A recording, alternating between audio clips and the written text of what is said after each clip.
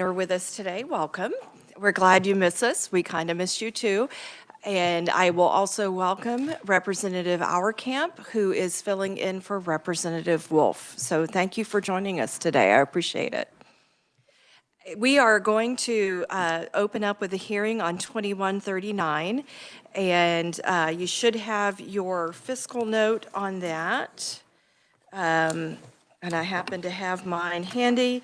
And under current law, school districts are required to have sealed bids for goods and services contracts when the value of the goods and services is greater than $20,000. This bill moves that up to $50,000. And it has no fiscal effect, but that's appreciable. But I think certainly when we reduce the amount of work for a school district, that it has a certain positive fiscal effect. I am going to call on our reviser, Jason Long, to tell us about the bill. Thank you, Madam Chair, members of the committee. House Bill 2139 amends a couple of statutes regarding expenditures by school districts. The first one on page 1 of the bill is a statute that allows a Board of Education to delegate to its superintendent the power to execute certain contracts on behalf of the district for purchasing goods and services. Under current law, that's capped at a contract with a value of $20,000. Under the bill, it would be increased to $50,000. So it would just be increasing the potential superintendent's authority for contracting on behalf of the district. Again, this is pursuant to a delegation by the local Board of Education to the superintendent to act on its behalf. The other and probably more significant statute is 72-1151. This is a statute that generally requires school districts to follow the sealed bid process and award contracts to the lowest bidder for purchasing goods and services or letting construction, reconstruction, remodeling contracts. They have to go through a bid process. There is a threshold for that. Under current law, if the contract is under $20,000, then they don't have to go through that sealed bid process. Under House Bill 2139, it's raising that threshold up to $50,000. So they would not have to go through the sealed bid process for any purchases that are under $50,000 if this bill were to go into effect. There's other nuances to that law. If you want to look through, if you have any questions, I'd be happy to answer. But otherwise, these two thresholds would go up starting July 1st of this year if this is enacted, so they would be in effect for the 25-26 school year. With that, I'd be happy to stand for any questions. Questions for Jason. Representative Pishney.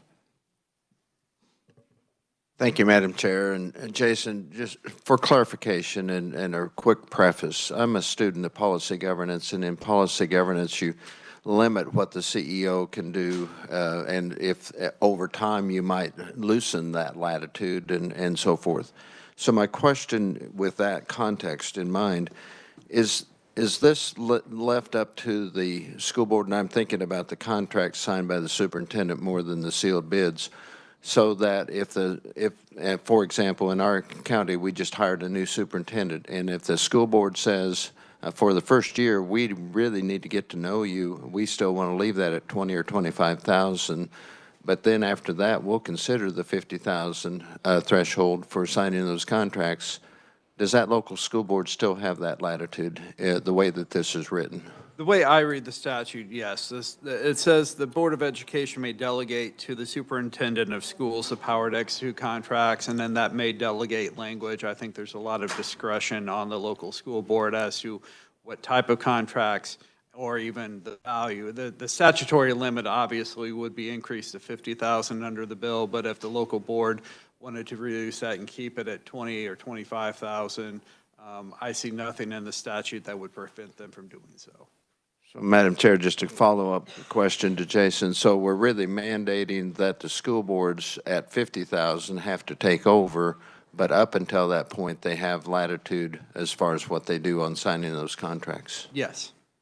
Thank you. Any other questions? All right, thank you. That was a very enlightening question. Thank you for that question. We will go right into testimony as soon as I ask Representative Schreiber a question. I think I failed to ask you who you were, whose behalf you were introducing that on. Was it your behalf or for the United Administrators or someone? Okay.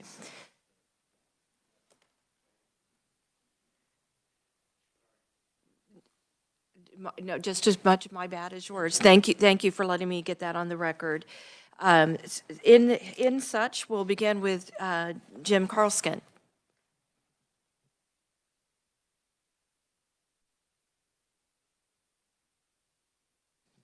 Good afternoon, Chair Estes and committee, and thank you for the opportunity to talk with you about H. Bill 2139. And I do represent the United School Administrators who requested that Representative Schreiber request that this bill be brought to you. And Jason basically answered all of our all the issues that we had. He did a great job. One thing, the reason why it was requested, and at one point I thought the 20,000 was put in place in 1980, but I did in further checking, it was 2003 when the $20,000 amount was put in place. And having been a superintendent and a school administrator, in 2003, 20,000 was a lot different than it is today. And so that's the reason why we're asking this to move to 50,000. I think there was proponent testimony offered by some superintendents and business managers in requesting and talking to people in the field.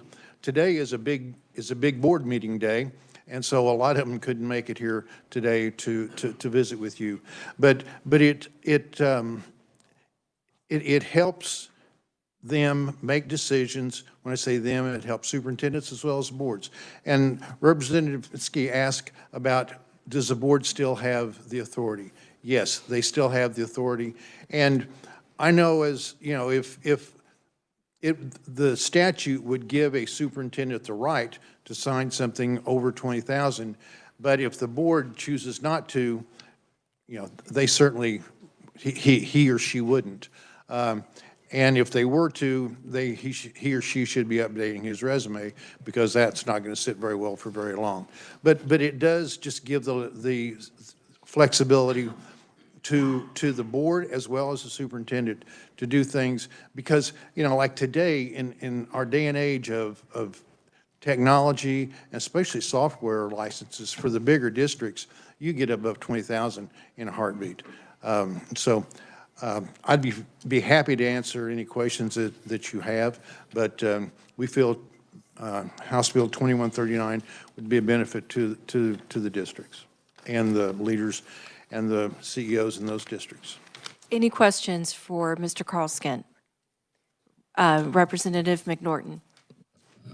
Thank you, Madam Chair. Do you have any idea just how many contracts this would affect between 20 and 50? Or I mean, is this 5 a year or 500 a year, and how much time that could save a school district? I think a lot of it would have to do with the size of the district. For example, probably 4A school districts and below, it would probably be only 2 or 3 a year. But when you get to the 5 and 6A school districts, your district being Seaman, I'm sure superintendent would have several, and you sit on that board. So those amounts come to you much more frequent than, say, a district of, say, Silver Lake size, which is closer but much smaller. Yeah, I was just curious. Yeah, I don't have those numbers. Thank you, Madam Chair.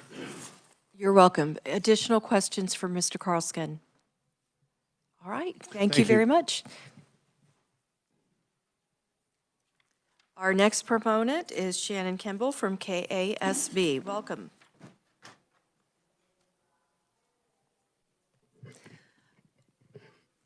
Good afternoon, Chair Estes and members of the committee. Thank you for the opportunity to share testimony in support of House Bill 2139. Our legislative policy that is member approved provides that we advocate for provisions in law that support the general authority of the board to act in the best interest of the district. The sealed bids law, as Mr. Carlskin mentioned, was last updated in 2003. The purchasing authority threshold and statute was last updated in 2006. A lot has changed in the years since then in terms of the typical size of a purchase contract in a district, especially for our larger districts. This bill, as the revisor noted and Mr. Carlskint noted, leaves in place board's authority to set a threshold lower than $50,000. And they could retain the current threshold if they so chose in board policy. So because this statute provides flexibility to boards of education in making these decisions while also supporting good practices around purchasing and sealed bids within the district, we are supportive of this change, and thank you for the opportunity to share that with you, and I'd be happy to stand for questions if you have any. Thank you. Questions, Representative Getz? Thank you, Madam Chair. Thank you, Shannon. Excuse me. Do you know how we got to the 50,000 from 20 to 50,000? It might be anybody that can answer it, but I just wondered what the rationale was to get to that number. I know it's an increase and it does speed up to that amount, but why not 75? Why not 45? Why the $50,000 number, I guess, is the only valid question in my brain today. Thank you for that question, Representative Getz. Unfortunately, I'm not able to speak to that because I don't know the rationale for choosing that number to propose in the bill. What I'll do, because since that came from Mr. Carlskint's organization, when we're done with Ms. Kimball, we'll go back and ask that question again. Any other questions? Sorry, I didn't know the answer. I apologize for bouncing us around. I should have asked it then. Any additional questions for Shannon? Seeing none, Mr. Carlskint, why don't you come back and join us and see if you can answer that question?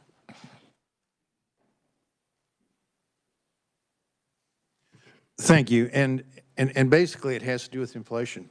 And looking at what 20,000 was in 2003, if you were to put the inflation calculator on it, it gets closer to 40, and so that's why we talked about it and set it at 50. That's basically and we still want to be reasonable because, you know, it does give a lot of latitude to, in some districts, the superintendent could sign it, you know, a document or a contract for 50,000 for less than 50,000.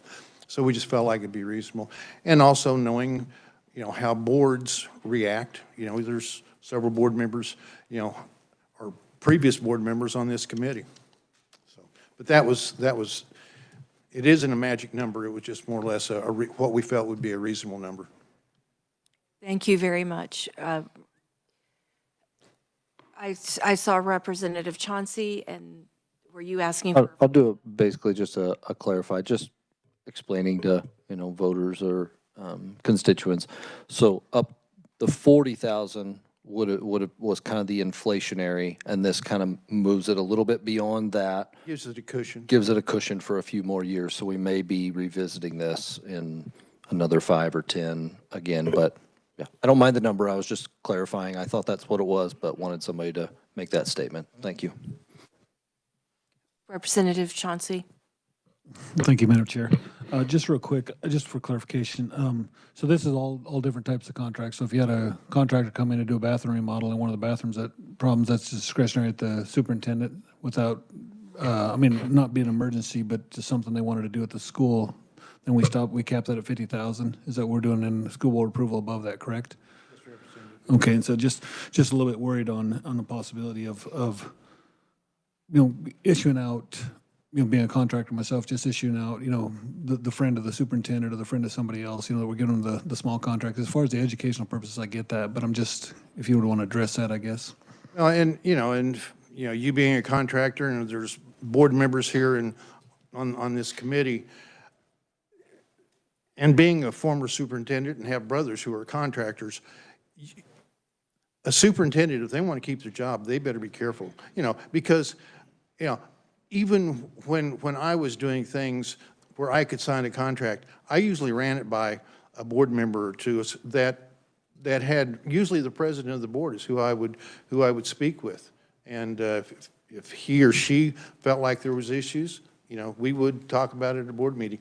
But if it was an emergency, like if a boiler went out or something like that, but if you know, you're going to remodel a bathroom, you know, you're going to do in the summer, you know, I would take that to the board, and I think most superintendents would take that to the board.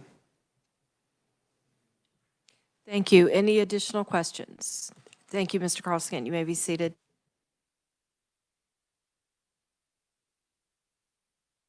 That moves us into our written testimony, which I'll point out we have from Olathe Public Schools.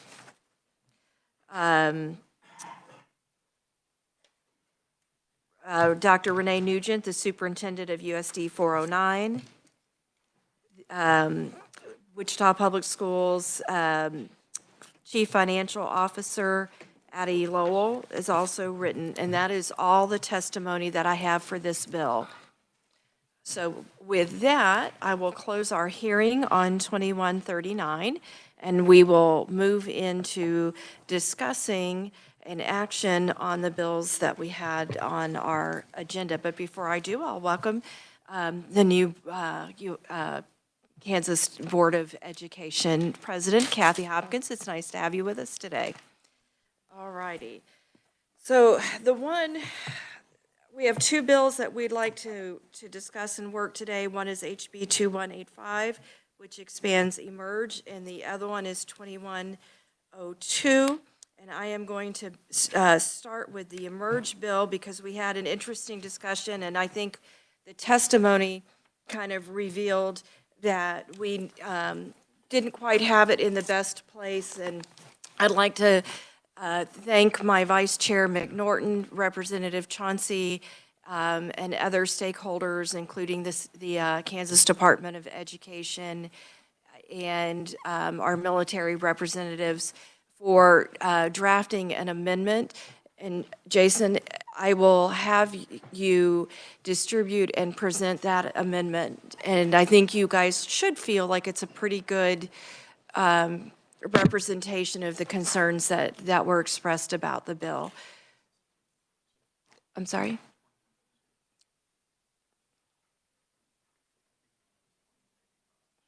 I'm sorry, 2102. Okay, said the wrong bill number.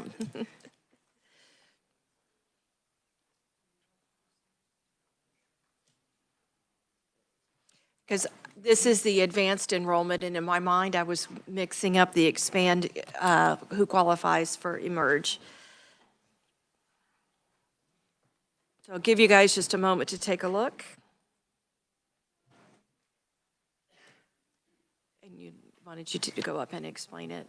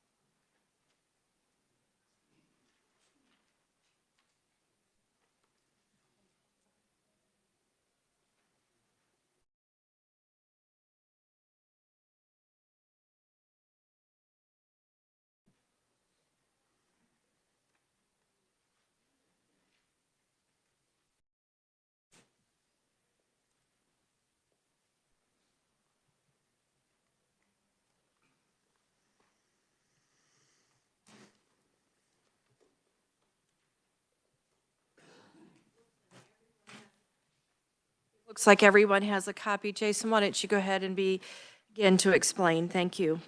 Yes, what is just distributed is a proposed substitute for House Bill 2102. And just for those who are new to the legislature, substitute bills are sometimes adopted and passed out of committees because the amendments to the underlying bill are of such a substantial nature or encompass such different subject matter that trying to show the strike and underline within the underlying bill would make it very difficult for people to follow those amendments going forward. And so the committee adopts a substitute bill, which gives you a clean, almost a brand new bill to work with when it goes out of committee to the full House floor. So that's what you're looking at right now is a proposed substitute for House Bill 2102. You'll notice first there's a new section of law rather than an amendment amendment to an existing statute. This is after the discussions with the department. We realized that the underlying bill and amending an existing enrollment statute was probably not the most appropriate place for this language because it raised so many issues with respect to open enrollment of the district. And so instead of doing that, the decision was made to just create a new statute that pertains strictly to the military students who are seeking advanced enrollment. You'll note the language is pretty much the same through the first sentence. Any military student prior to physically residing in Kansas and that has evidence that the student's parent or person acting as parent will be stationed at a military institution in the state in either the current or upcoming school year can enroll in advance within the school district. There's language then added because of some current concerns raised that no proof of address would be required at the time of that enrollment, but that residency within the district may be required prior to attending school if the district doesn't have open seats at the time of enrollment as determined under the Open Enrollment Act. So if the district doesn't have any open seats when the student enrolls, the district may require the student to show that they are actually a resident of the district before they can begin attending school. If the district has open seats, then as per current law, the military student isn't subject to the lottery. They would get one of the open seats and could attend the district on their advanced enrollment. Also, you'll see language there referring to IEPs and 504 plans, just to address some of the concerns raised by conferees. While this would be done under current law, it was pointed out that it makes sense to put this into this statute that's being created, that the district would take appropriate measures to ensure the student will receive their required education related services under their IEP or 504 plan when they attend school in the district. And then, of course, the definition of military student that was in the original bill as introduced. The other portion of this substitute, which makes it rather lengthy, but the provisions are actually quite small in terms of the amendments, is an interstate compact on educational opportunity for military children. This is a compact that's been in place since, I believe, 2007 in the state of Kansas, governing our educational opportunities for military children. And really, the only amendment to here is a technical amendment that has been pointed out to the Department of Education. You'll see on page 2 of the bill at the very bottom, there is a federal law citation that is incorrect. It should not be section 1209 and 1211. It should be chapter 1209 and 1211. And again, that same change is on page 5, right in the middle of the page. You can see that same update. I could go into the details of that, but I assure you there is a big difference between section 1209 and 1211 and chapter 1209 and 1211. So that is a necessary technical amendment to the compact. And I believe that's being proposed and adopted in the other states that have adopted the compact as well. With that, Madam Chair, I'd be happy to stand for any questions on the substitute. Representative Ruiz. Thank you, Madam Chair. And this isn't a question on the amendment. This is a question on procedure. Should have we moved the original HB 2102 and then as we act on that, substitute the amendment on there?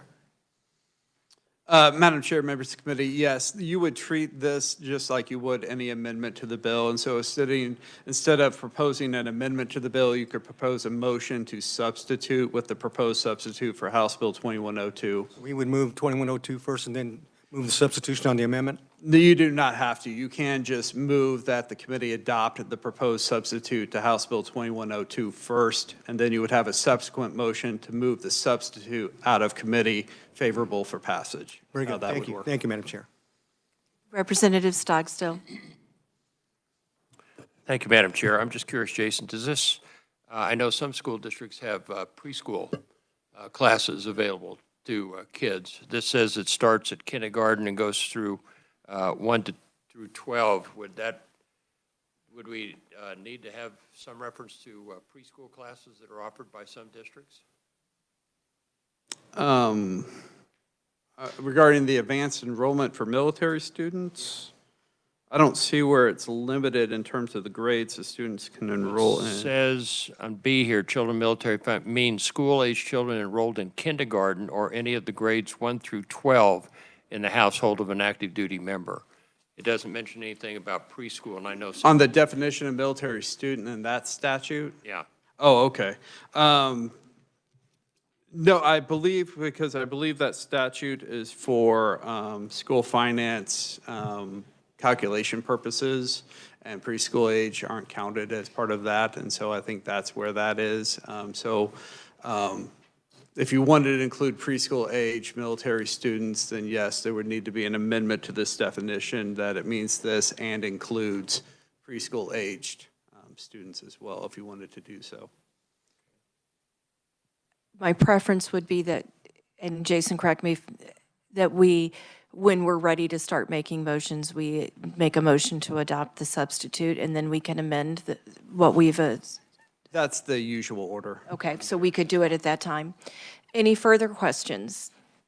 I always tell you guys you ask great questions because it's your questions that kind of helped us figure out the right way to go. And since this is a change, and we did include the Kansas Department of Education and the military.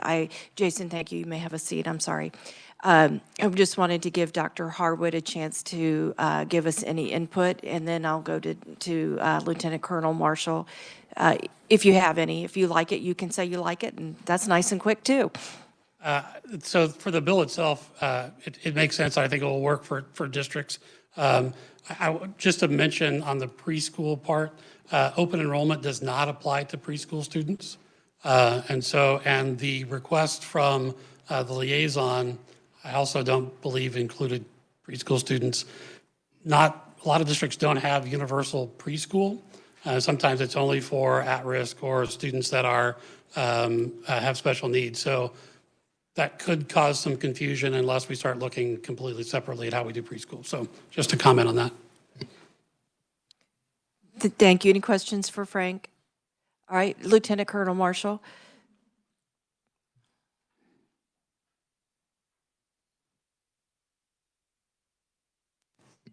Madam Chair, members of the committee, thank you again for the opportunity to address this bill. I just want to say how much we appreciate everybody coming together to work out the details on this, and I think it's going to benefit all our military students and families in the end. We're very happy with the language that came out of this. As far as the pre-K versus kindergarten and above, we don't really have a position on that. I think we're fairly satisfied with kindergarten and above. Of course, if it's the pleasure of the committee to include pre-K, that's your prerogative, but we're happy with the bill as it is right now. So thank you, ma'am. Thank you very much. Any questions for Lieutenant Colonel Marshall? Seeing none, you may have a seat.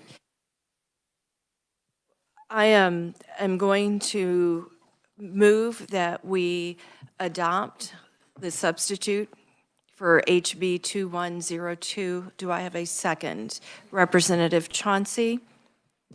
And is there discussion? Representative Schreiber? Thank you, Madam Chair, and this is really probably more of a technical issue. Jason, on page 6, talks about compacting states. I just thought that the wording on that might be compact states and not the ing on it. But maybe that's standard language for states in a compact, but.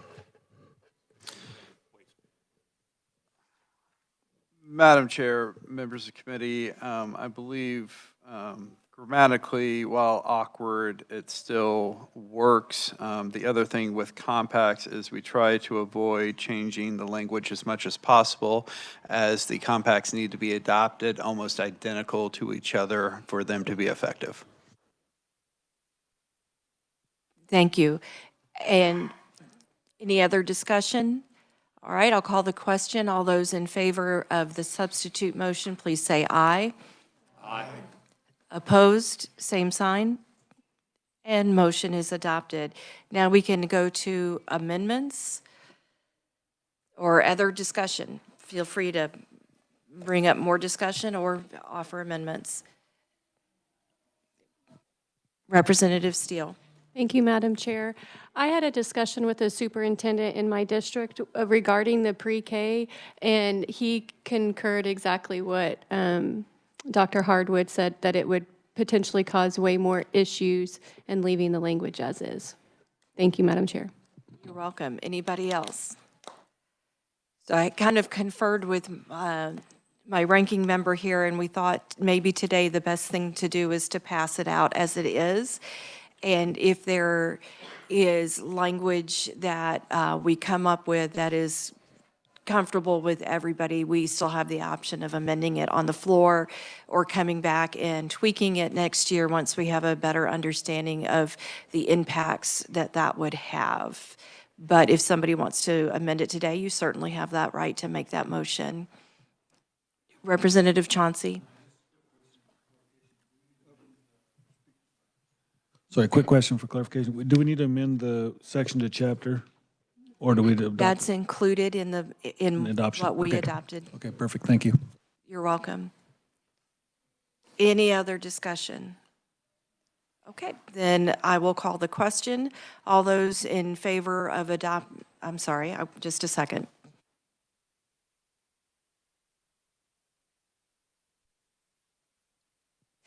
I will take a motion to pass the substitute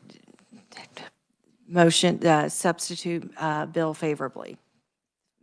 Moved by Representative Brantley. Are you asking a question? No, Madam Chair, I'd like to make a motion that we pass 2102 in the adopted phase that we have today. And is that a second from Representative Stogsdale? Any further discussion? All those in favor, please say aye. Aye. Opposed, same sign, and we've got one out.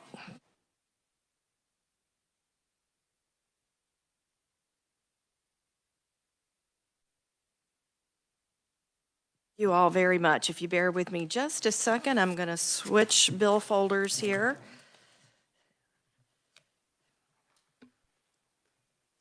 Our next bill that we are going to discuss in here is HB 2185. Do we have discussion on the bill?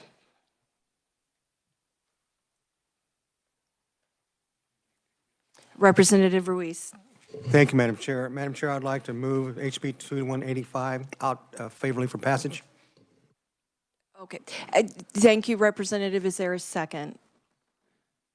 Representative Getz?